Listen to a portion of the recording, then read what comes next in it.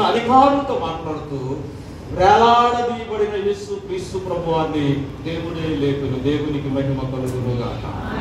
కనుక ఈ మధ్యాహ్న కాల సమయంలో సంఘానికి క్రమం, అన్ని విషయాలలో క్రమము కావాలి. అన్ని విషయాలు చెప్పాను. ఆరాధించుటలో, పాటలు పాడుటలో, ప్రార్థించుటలో, బైబిల్ చదవడంలో, మందిరానికి రావడంలో, కూర్చోవడంలో, వినడంలో, వెళ్ళడంలో, బ్రతకడంలో, జీవించడంలో, బ్రతుకు నిలవలన్నిగా సంఘానికి క్రమం కావాలి. మనం ఎప్పుడు రాజమార్గాలలోనే నడవాలి తప్ప మరి ఏ మార్గాలలో మనం నడవనే నడవకూడదు.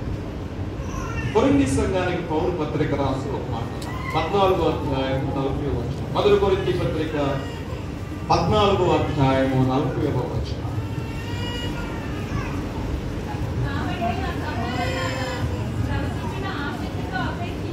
ప్రవచించుట ఆసక్తితో అపేక్షించుడి,